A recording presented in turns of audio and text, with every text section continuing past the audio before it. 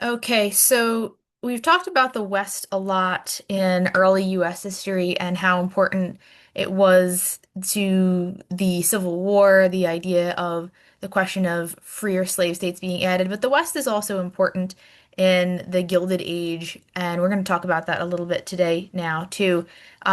Just as a refresher here, this is the painting that I've always used to kind of personify westward expansion. It's a very famous one. It actually has to have a name. It's called American Progress by John Gast. And fittingly enough, it's from this era. It's from sort of that Gilded Age Reconstruction era when the West had been pretty heavily settled by then, but it's still becoming and still working as a almost mythical force, the settlement of the West. And this painting is I think I pointed it out before. It's the personification of American progress or of America, and she's going west. She's headed in that direction, bringing signs of all of this new technology and things that are kind of the characteristic of progress and technology. The telegraph wires, the train, the stagecoaches, and it's kind of chasing out the signs of lack of civilization, wild animals, Native Americans, bison, even bad weather. The light is coming from the west, coming from the east, and going west along with her, and all of these diligent settlers here with their plows and their log cabins. But this is just sort of a reminder that this is still in play, this idea of manifest destiny and how Americans viewed the West as a very untamed, uncivilized area that's still ripe for settlement. It's not heavily populated like the East Coast is, even by the 1870s, 1880s. And it's still going on this long-standing idea about manifest destiny, the idea that Americans were divinely destined. It was their ultimate fate to settle across the continent, sea to shining sea, all the way to the Pacific coast. And now, as the Gilded Age progresses, there's more and more railroads too. You see the railroads are in this painting. There are even more than there were back in the 1850s, 60s. So it's even more possible to get out west. So this area is becoming more populated by the Gilded Age, thanks to some of the better, more advanced technology that the era is seeing. And besides that more philosophical idea about manifest destiny, other things are bringing Americans west, and that is the Homestead Act, which has been going on since the 1860s. But this is really still in play by the Gilded Age. The Homestead Act was a law initially proposed in 1862 that granted families 160 acres of land very, very cheap, as long as they lived on it for 5 years. And after that, it was totally yours. And this was very appealing because there's still that huge connection between owning the land under your feet and being free. And there seemed to be unlimited land out there in the West, all sorts of places in Iowa and Nebraska and Kansas, Oregon, everywhere. There just seemed to be this unlimited, never-ending well of land to settle on. And people loved that idea, the idea of being able to go out and start fresh and be self-sufficient and self-reliant. And it's still continuing throughout this age. Started out way back, even before the Civil War, but it's still going strong. There's even more settlement pouring out west, thanks to things like the Homestead Act. People are very motivated for it, and people end up settling here, trying to start their own farms. A lot of it is small family farms, a family, husband, wife, several children, maybe grandma and grandpa even, but they're going to be a lot of the people settling there as family farms like this that are drawn out there by the Homestead Act. However, it's not just, I know it's a very appealing kind of mythology of the West as being settled by these prairie farmers who just sort of strike out and they're very independent and it's all very wholesome. But it's actually very, very commercialized out in the West. By the Gilded Age, there's all of these mechanized threshing machines and harvesters and planting technology, and a lot of large-scale, well-established farms emerge. So bigger commercialized farms known as bonanza farms. And these are farms that are huge. They're thousands of acres. They've got dozens and dozens of workers. And a lot like more modern, what we think of like a modern commercialized farm, they usually just specialize in one crop, like wheat, or way out in California, they would grow something like oranges. And because they're so big, they're very reliant on a lot of machinery. So that new technology, like threshers and reapers, like pictured here, you could see the steam-powered locomotive um, threshers out there. There's still some horsepower going on. They haven't gotten rid of the horse yet. They're on their way, but there's some technology there helping them harvest all of this their crops here. And they also needed a lot of technology like irrigation because if they're in the West, if they're in more arid climates, they're going to need to bring in water to water the crops. And a lot of these bonanza farms utilize those rail lines to bring their products back east. They ship their products by rail in order to bring them to the consumers out there. Is that there's less and less farms in the east. It's becoming more and more of city urban landscape, and there's just not enough farms on the east to provide all the food necessary for these urban areas. They're going to rely on these bonanza farms out west. So it kind of I think takes away a little bit from the picture of the West as this land of wild open space when you have these large commercial farms, kind of like we see today. It's like, ah, I thought the 1800s were still quaint. It's like, it's starting to go away a little bit. But that doesn't even now and even in currently, I think there's still a nice mythology of the West about it kind of being wide open and free. But even in the 1800s, the late 1800s, early 1900s, when the West was changing, it's becoming less wide open and more populated, more civilized, if you want to say that way. It still held a place in the hearts of Americans as a very mythologically wonderful place. And this is really encapsulated by a historian known as Frederick Jackson Turner. He gave a lecture in 1893 titled The Significance of the Frontier in American History. And Frederick Jackson Turner in giving this is he gave this little speech in 1893, and in this speech his speech lecture is kind of based on some research that he did. It spawned something known as the frontier thesis or Turner's frontier thesis that a lot of Americans and later plenty of other historians will look at and agree with, because in this thesis, he argues about why the frontier was so significant. Having this open space to settle was so significant in American history. So, like any good historian, you try to convince your audience about what you're saying, and that's what Turner does. He tries to convince his audience that the frontier having this unsettled space constantly at the border shaped the climate, the culture, the atmosphere of the United States.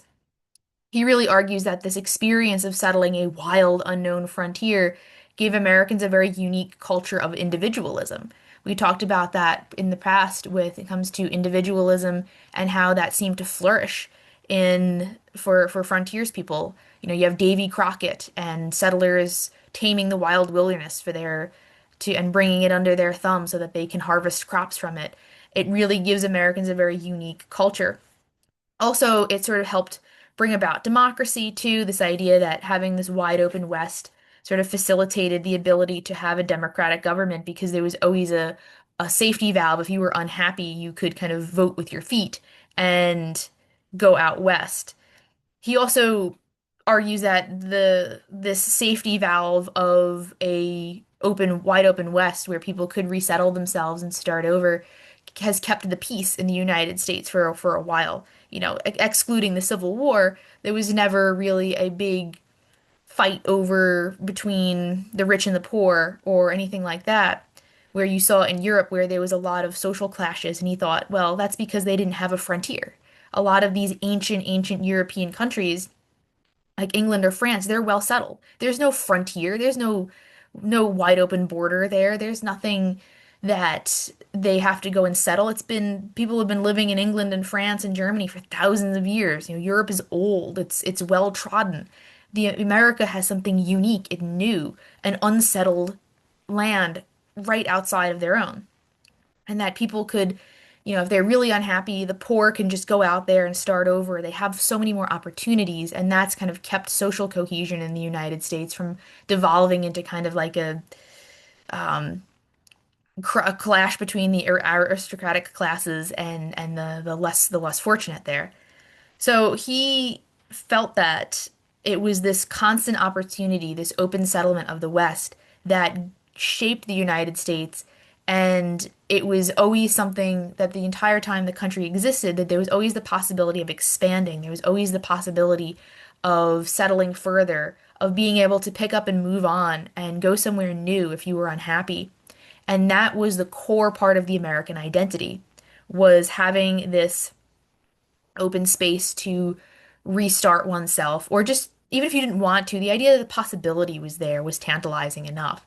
So he thinks that this is the whole everything important, everything good about the United States, everything good about their culture comes from having had a frontier, whether it was the opportunity or just the way that it sort of tests one's mettle, it tests your character to have to go out and settle the Wild West.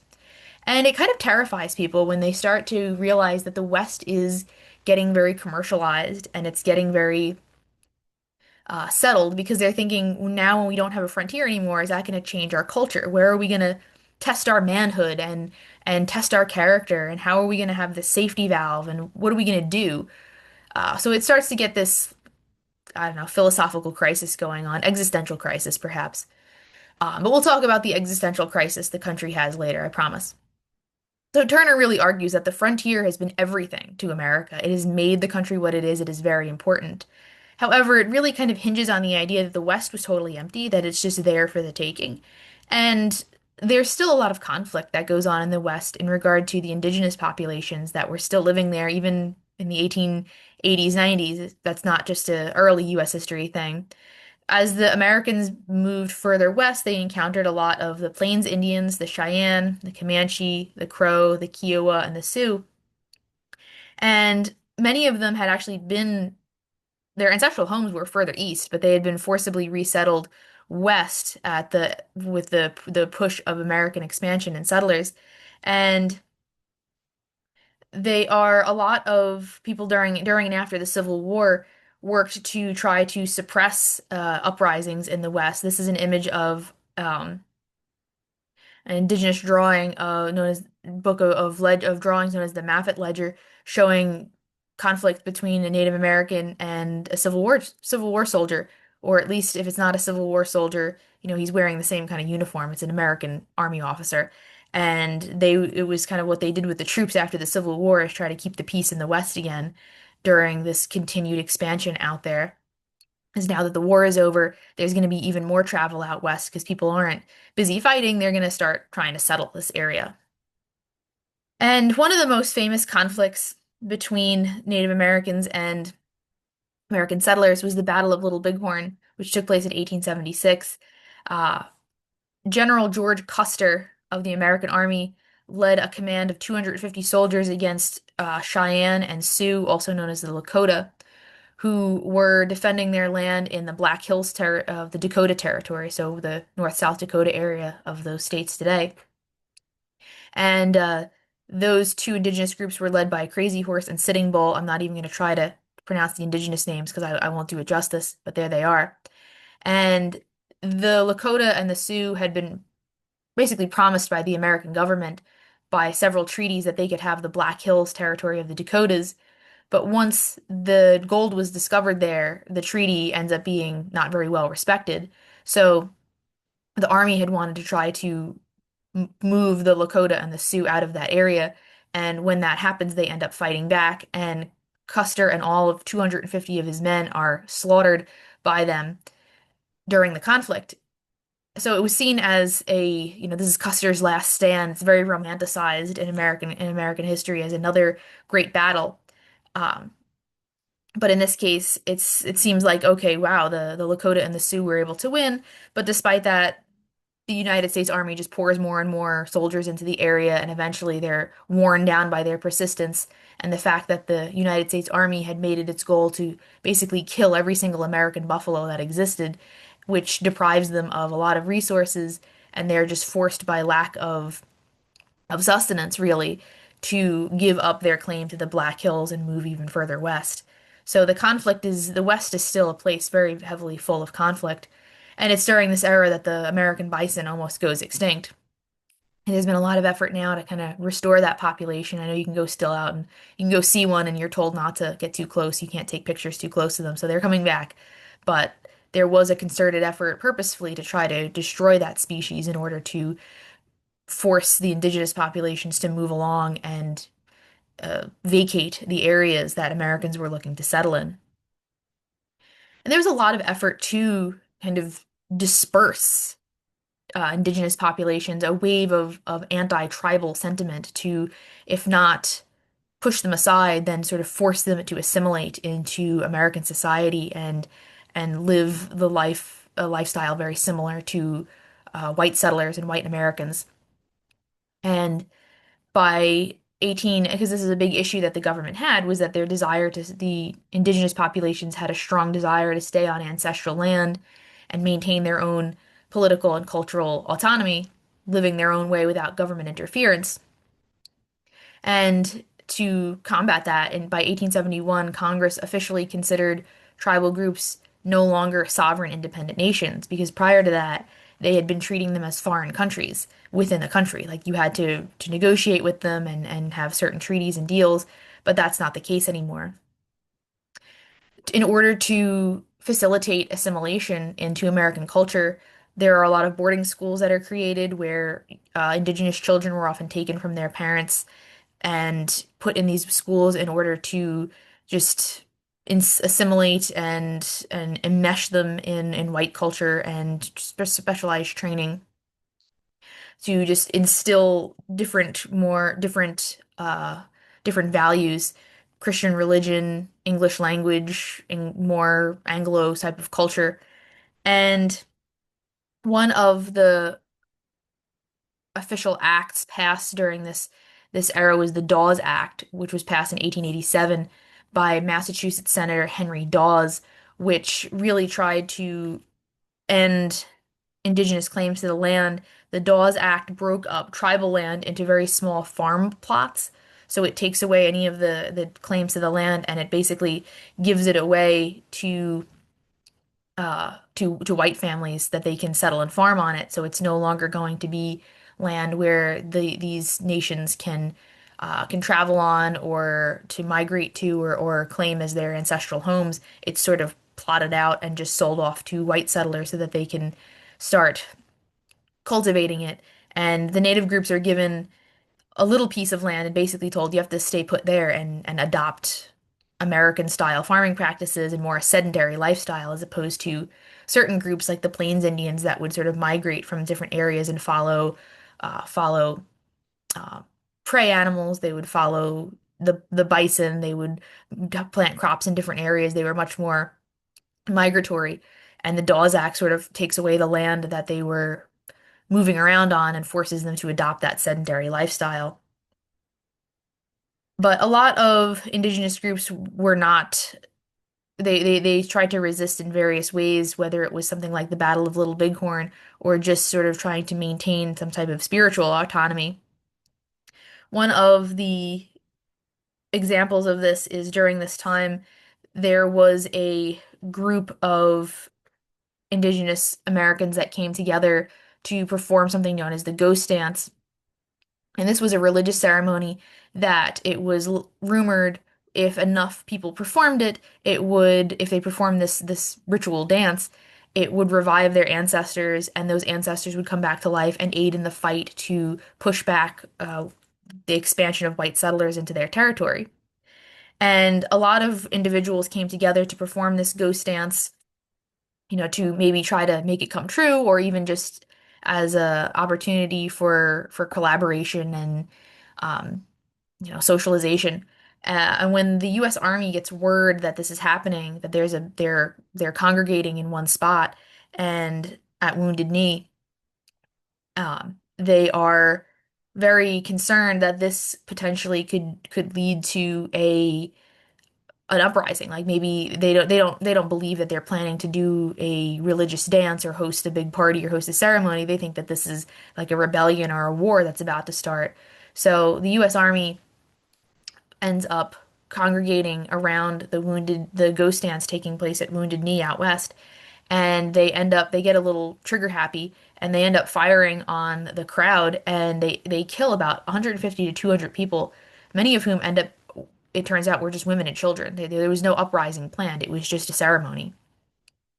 And but the atmosphere of the time is so anti-tribal that a lot of the soldiers that take part in the Wounded Knee massacre were given the Medal of Honor. It's later rescinded, the awards are later rescinded, but it shows that at the time that was the accepted ideology of that there was a fear of Native American uprisings, but there was also a um, kind of a desire to remove them still, just like back in the 1830s, 1840s, to make way for American progress and American settlement.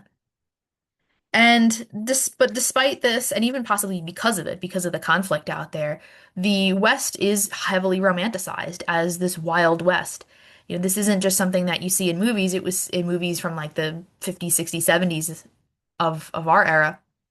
It's romanticized as it's happening. And what really helps formulate a lot of these classic ideas about the West as this really cool, wild, awesome, great, lawless place is a show promoter named William Cody, better known as Buffalo Bill, who had this traveling show called Buffalo Bill's Wild West Show, where he essentially recreated and dramatized a lot of struggles for audiences in the East. He would like reenact battles. Big thing was to reenact Custer's last stand at Little Bighorn. He would have even Native Americans like Sitting Bull.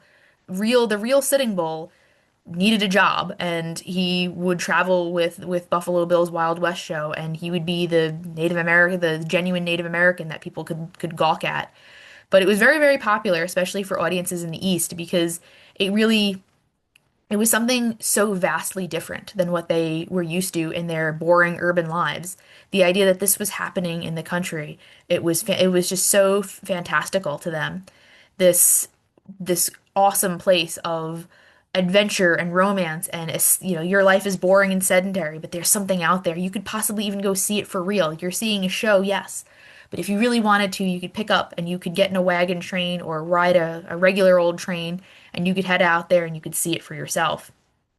You know, it was very different and and Buffalo Bill really tried to make it as different from the East as possible, that the West, this was the place of romance, of action and adventure, where especially if you're a man, it's a very masculine space. You could fight Indians and stop train robberies and get into gunfights at high noon and the OK Corral type of stuff.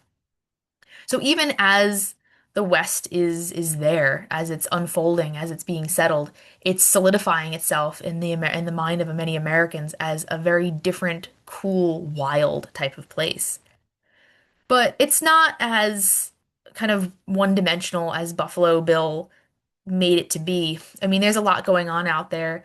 It's actually, you know, it's a very diverse place with a lot of different cultures. It's not just battles between the cowboys and the Indians, as a lot of those posters would show. There's still a lot of Native Americans living there during this time, even though many are being dispossessed. Um, there are lots of farm families. They're kind of boring, you know. They're just out there farming. Not everything is a train robbery and a gunfight. There's also a lot of immigrant groups that are populating the West. There's just a lot going on. It's not simply one big, never-ending adventure. There's a lot of Chinese immigrants further west that they've settled there, especially in California, looking for jobs. The Mormons, remember them? They're still out there, especially in Utah, since the 1840s, practicing their religion, enjoying religious freedom. There were still cowboys. I'm not going to destroy every image you've ever had of the West. They're still out there. But a lot of cowboys were multiracial. It was a very popular position for Black Americans and even Mexican Americans to take because it was not as fun as the movies make it seem. Like you're not just the lone guy riding around fighting crime. You're usually doing exactly what the job implies. You are a cowboy. You are herding cattle, which is dusty and nasty and not a job that everybody really wants. So sometimes if you are struggling with racial prejudice and you can't get a better job, you're going to end up as a cowboy. And despite being hard, you can enjoy some autonomy doing it because you know you'll be further west. It is a job, and you can have some autonomy out there. You know, you will be out on the plains riding around, free from the burdens of all of the segregation and whatnot in the East. So comes with its trade-offs there, some positives, some negatives to the cowboy lifestyle. Uh, and so they did exist, I promise you. Cowboys are real. But it does show that there's more to the West than Buffalo Bills, Wild West's extravaganza with sharpshooters and whatnot. And it's not a place, it's not quite the same place that Americans think of when they think of the West as being just totally open, total freedom, different from the strife and the gross, demeaning wage labor of the East.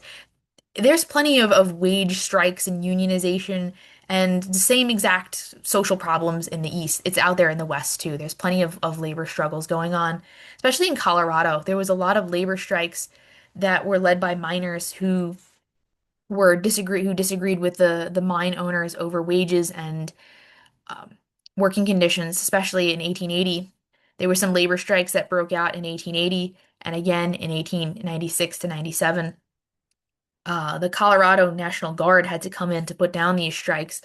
So it sounds a lot like the East, doesn't it? Like Chicago and the Haymarket Affair. So it's not totally a separate entity out there. They're not immune from it too. Wherever there's labor, there'll be labor struggles. So despite the mythology, it still has some similar issues going on. And there in all of this struggle between the miners, the mine laborers, and the mine operators culminated in a series of Colorado labor wars between 1903 and 1904, which were just a series of very dangerous, violent strikes, which were very violently suppressed as well. And one of the biggest violent events that took place out in the West during these mine wars was the 1914 Ludlow massacre, which took place in Ludlow, Colorado. And what happened was the miners went on strike again during this time in 1914. But when they went on strike, the mine company forced them to leave their company-owned houses. They said, if you're striking and you're not working, you can't live in the company houses that we've given you, so get out. So they kicked them all out of the housing and they put them in tents outside. So there's all sorts of people living in tents outside of Ludlow. And when they are in the tent colony, there's some sort of disturbance, and the local militia is very trigger happy. They're very quick to fire here. They immediately think the slightest disturbance that the workers are planning to get violent again, so they just fire on with machine guns. In 1914, they've got better guns than in the past. They open up with machine guns on the tents, and then they set the tents on fire. And the result is that there's over a dozen people are killed, mostly the wives and children of the miners who had kind of hunkered down in this tent colony. And it does result in more sympathy for organized labor and for the miners, especially images like this making the rounds of dead children and dead women in these little tent colonies elicits a lot of sympathy for them. And sort of the heavy hand of the mine companies are uh they are put up to much more heavy public scrutiny. But this just goes to show that there are plenty of issues bubbling out west. It's not completely separated from the same type of struggles that they were facing along the East Coast when it came to working conditions and labor organizing.